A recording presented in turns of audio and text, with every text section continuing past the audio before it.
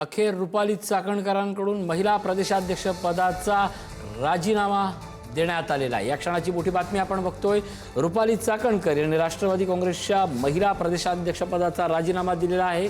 अशोक खरात या प्रकरणात नाव जोड समोर आल्यानंतर रुपाली चाकणकर यांच्यावर चहूबाजूने टीका होत होती। मात्र मागच्याच आठवड्यात त्यांनी महिला आयोगाच्या अध्यक्षपदाचा राजीनामा दिला होता। त्याच वेळी अनेक सवाल उपस्थित झाले होते। अशा एका पदावर असताना कोणाची चौकशी कशी काय निष्पक्ष होऊ शकते, त्यामुळे चाकणकर यांची राजीनाम्याची मागणी होत होती। रुपाली चाकणकर यांनी आता महिला प्रदेशाध्यक्ष पदाचा राजीनामा दिला। या क्षणाची सगळ्यात मोठी राजकीय बातमी आपल्याकडे येते।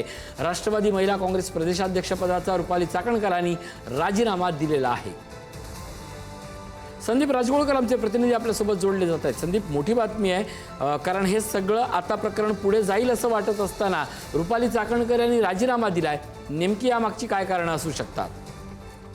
अगदी ऋषी, खरं तर रुपाली चाकणकर यांच्याकडे दोन महत्वाची पदं होती। महिला आयोगाचं अध्यक्षपद त्यांच्याकडे होतं, मात्र त्याचा राजीनामा त्यांनी यापूर्वीच दिलेला होता।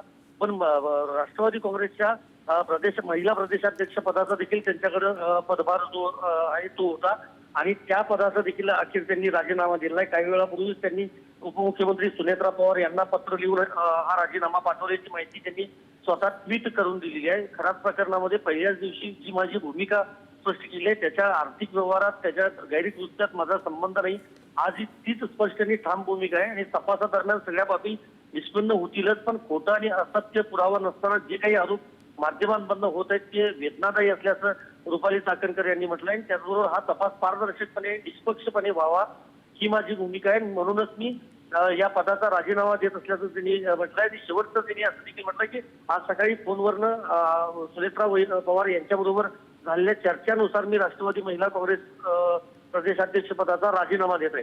प्रामुख्यानं पाहायला गेलं तर महिला आयोगाचं अध्यक्षपद असेल किंवा त्यांच्याकडे प्रदेशाध्यक्ष पद असेल, या दोन्हीमुळे तपासात अडचणी येतील अशी ती टीका आहे। शिकूया AI ची क्रांती, चला करूया MSCIT।